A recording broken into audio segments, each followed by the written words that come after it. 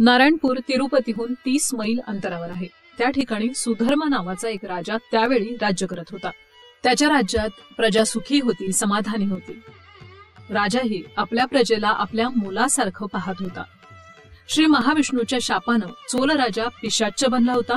शापाची मुक्तता होताच चोल राजा पिशाच्च देहाला सोडून देऊन नारायणपुरात राजा सुधर्माच्या पत्नीच्या गर्भात प्रवेश करून जन्माला आला। राजा सुधर्मानं आपल्या मुलाला आकाश राजा असं नाव दिलं। त्याचे तो अति लाड करत असे, तसंच पालन पोषणही करत होता। राजा सुधर्मा एके दिवशी शिकार खेळण्यासाठी अरण्यात गेला।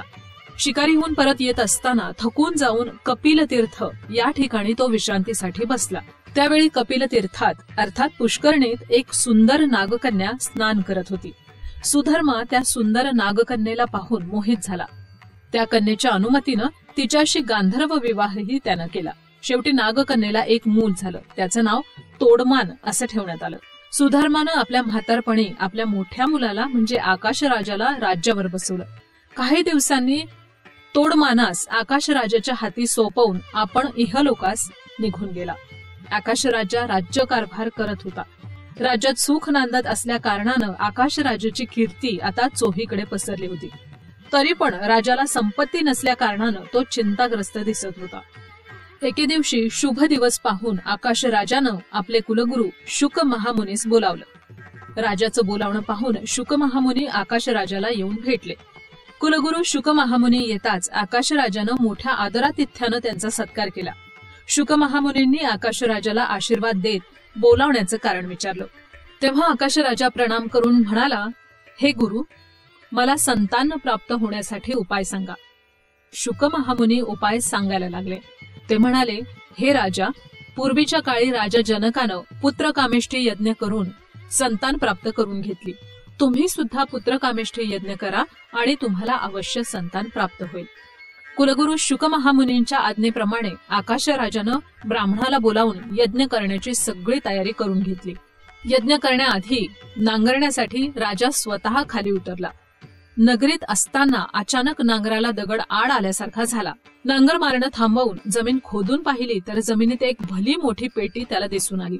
राजानं पेटी उघडून पाहिली तर त्यात एक सहस्त्रदल पद्मफुलात एक तेजोमय शिशु त्याच्या दृष्टीला पडलं। राजानं आनंदित होऊन त्या मुलीला उचलून घेतलं। तेव्हा आकाशवाणी झाली, हे राजा, तू भाग्यवान आहेस। तुझ्या पूर्वजन्मीच्या पुण्याईनच ही पुत्रप्राप्ती तुला झाली आहे। या मुलीच्या वतीनं तुझ्या वंशाची कीर्ती नक्कीच वाढेल। अशा प्रकारे झालेली ही आकाशवाणी ऐकून राजा आणि राणी आनंदित झाले। त्या पुत्रीला कडेवर घेऊन यज्ञाची परिसमाप्ती राजाने केली। वेद ब्राह्मणांचे आशीर्वाद घेऊन ते यज्ञशालेहून राजमहालात परत आले। आकाशराजानं शुक महामुनींची प्रार्थना केली, हे गुरुदेवा, यज्ञकालात मिळालेल्या या मुलीला आपणच नामकरण करावं। राजाचं हे बोलणं ऐकून शुक महामुनींनी सांगितलं, हे राजा, पद्मासनात मिळालेल्या या मुलीला पद्मावती हेच नाव उचित आहे। राजदंपतीनं गुरुदेवांच्या म्हणण्याप्रमाणे त्या पुत्रीला पद्मावती असं नाव ठेवलं। थोड्याच दिवसात धरती देवी पण गर्भवती होऊन तिने एका मुलाला जन्म दिला। या मुलाचं नाव वसुदान असं ठेवण्यात आलं। पद्मावती आणि वसुदान दोघांचे लाडीगोडीनं पालन पोषण त्यावेळी सुरू झालं। प्राचीन काळात पद्माक्ष नावाचा एक राजा राज्य करत होता।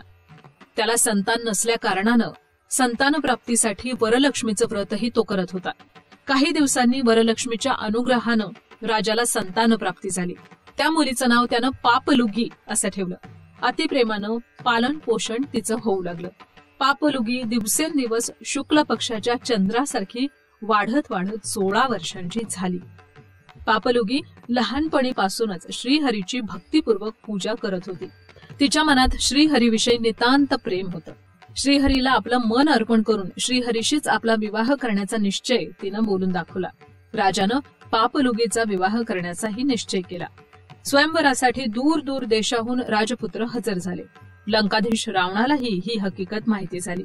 पापलुगीच्या सौंदर्याविषयी अगोदरच ऐकून त्याला हे माहिती होतं, पण स्वयंवराला आमंत्रण न देता सुद्धा विवाह मंडपात पोहोचलेल्या रावणाला पाहून तिथले राजकुमार भिवून पळून गेले। त्यावेळी विवाह मंडपात एकच हाहाकार झाला। पद्माक्षानं रावणाबरोबर युद्ध केलं। रावणानं आपल्या बलशाली हातानं पद्माक्ष राजाला मारून टाकलं। आता मात्र पापलुगीला शोधण्यासाठी रावण निघाला। पापलुगी कुठेच दिसेना. ती पळून जाऊन श्रीहरीच्या पूजा मंदिरात लपून बसली आणि श्रीहरीचं ध्यान करू लागली. आणि श्रीहरीच्या कृपेनं पापलुगी तिथून अदृश्य झाली आणि रावण मात्र निराश होऊन तिथून चालता झाला. पापलुगी तिथून अदृश्य होऊन वनात वेद पठण करत असलेल्या मुनी लोकांसमोर प्रकट झाली. मुनी लोकांनी ज्ञानदृष्टीनं सर्व विषय जाणून वेद पठण करत असता जन्मल्यामुळं तिला वेदवती असं नाव ठेवलं. वेदवती ऋषीमुनींचा आशीर्वाद घेऊन तपस्या करण्यासाठी पर्वतावर निघून गेली. काही दिवसांनी रावण विमानात बसून गगनविहार करत असताना हिमगिरीत तपस्या करत असलेल्या वेदवतीला त्यानं पाहिलं. रावण विमान उतरून वेदवती जवळ आला. वेदवती डोळे मिटून तपस्येत मग्न झाली होती. रावण वेदवतीला पाहून म्हणाला, हे पापलुगी, त्या दिवशी राजमहालातून गायब होऊन इथे येऊन तपस्या करतेस. सांग आता कुठे जाशील? तो गरुड वाहनधारी तुझं रक्षण कसं करेल? असं म्हणून रावणानं आपला एक हात वेदवतीच्या गालावर फिरवला. वेदवतीनं डोळे उघडून पाहिलं तर समोर रावण उभा होता. रावण वेदवतीला म्हणाला, हे सुंदरी, तू इतकी सुंदर असून तपस्या करण्याची तुला काही आवश्यकता नाही. तू माझ्याशी विवाह कर. मी तुला लंकेची महाराणी बनवतो. रावणाचे हे अहंकारी बोलणं ऐकून त्यावेळी वेदवती म्हणाली, अजाण कन्येवर तू अत्याचार करीत आहेस. हे तुझ्यासाठी उचित नाही. असे म्हणून ती शाप देत म्हणाली, ज्या कन्येबरोबर तू अत्याचार करशील ती कन्याच तुझा सर्वनाश करेल. तुझा नामोनिशान ती मिटवून टाकेल. असा शाप देऊन वेदवतीनं अग्निदेवाचं ध्यान करून अग्नीत अक्षरशः प्रवेश केला. श्रीराम आपल्या वडिलांच्या आज्ञेनुसार सीता लक्ष्मणासहित 14 वर्ष वनवासासाठी अरण्यात गेला. अरण्यात झोपडी बांधून घेऊन कंदमुळं खात ते तिघेही तिथे राहू लागले. रावणानं सीतेचं अपहरण करण्यासाठी मायारूपी हरिणीला तिथे पाठवून दिलं. रामानं सीतेच्या इच्छेनुसार हरिणीचा पाठलाग सुरू केला. राम बराच वेळ न आलेला पाहून सीतेनं लक्ष्मणाला मदतीसाठी पाठवून दिलं. हीच संधी साधून रावणानं मायारूपी संन्यासी बनून सीतेचं अपहरण केलं. रावणाच्या या मायेला अग्निदेव अगोदरच जाणता होऊन आपल्या जवळ असलेल्या वेदवतीला तिथं ठेवून निज सीतेला आपल्यात त्यानं सामावून घेतलं. रावणानं नकली सीता म्हणजे वेदवती हिलाच सीता समजून उचलून नेलं. वेदवती सीता बनून लंकेत रावणाच्या वतीनं अनेक कष्ट सहन करू लागली. श्रीरामानं रावणाचा संहार करून सीतेचा अग्निप्रवेश करवला. नकली सीतेनं अग्नीत प्रवेश केला तेव्हा अग्निदेवीनं तिला सीता आणि नकली सीता या दोघींनाही अग्निकुंडाबाहेर प्रत्यक्ष उभं केलं. हे रामचंद्रा, रावणाच्या मायेला आधीच जाणून घेऊन वेदवतीला मायावी सीता बनवून असली सीतेस मी माझ्यापाशी ठेवलं. वेदवतीनं सीतेसाठी लंकेत रावणाच्या हाती अनेक कष्ट सहन करून महान त्याग केला आहे. या तपाचं फल म्हणून तुला वेदवतीशी विवाह करायला हवा. सीतादेवीनं पण या श्रीरामाला विनंती केली. रामचंद्र त्यावेळी अग्निदेवाला म्हणाले, हे अग्निदेवा, मी या अवतारात एक पत्नीव्रती आहे. मी दुसरा विवाह करणार नाही. परंतु पुढे कलियुगात मात्र वेदवती ही आकाश राजाची कन्या पद्मावती या नावानं जन्मास येईल. तेव्हा मी व्यंकटेशाचा अवतार घेईल. तेव्हा पद्मावती बरोबर विवाह करीन. श्री रामचंद्राचं हे वचन ऐकून वेदवती आनंदित होऊन पुन्हा पुन्हा तिनं अग्निप्रवेश केला. तीच वेदवती या जन्मात पद्मावती झाली. आकाशराजानं पद्मावतीला लहानपणीच सगळी विद्या शिकवली. पद्मावती शुक्ल पक्षाच्या चंद्रासारखी दिवसेंदिवस तेजोमय सौंदर्यानं 14 वर्षांची झाली. पद्मावती मोठ्या लोकांशी विनम्रतेनं आणि आदरपूर्वक वर्तणूक करत असे. पद्मावती प्रति शुक्रवारी गौरी देवीची पूजा करत असे. एके दिवशी पद्मावती गौरी पूजा करून आपल्या सखीबरोबर अंतःपुरात खेळत होती. त्यावेळी नारद हरिनाम संकीर्तन करत तिथे आले. नारद मुनीला पाहून पद्मावतीनं साष्टांग प्रणाम करून त्यांचा आदर सत्कार केला.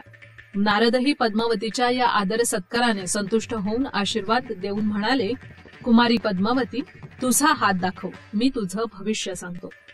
नारदाचं हे वचन ऐकताच पद्मावती पहिल्या प्रथम लाजली. नंतर नारद मुनीला तिनं आपला हात दाखवला. नारद मुनी पद्मावतीचा हात पाहून आश्चर्य प्रकट करत म्हणाले, तुझ्या हातात पद्मध्वज आणि मत्स्यरेषा आहेत. ह्या रेषेहून असं सिद्ध होतं तुम्ही अवश्य श्री मन्नारायणाची पत्नी व्हाल. पद्मरेषेतून धन, संपत्ती, धान्य, ध्वजरेषेमुळे राणीचा योग आणि मत्स्यरेषेपासून सुखी जीवन प्राप्त होत असतं. या सगळ्या रेषा सामान्य स्त्रीच्या हातात एकाच वेळेस राहत नाही.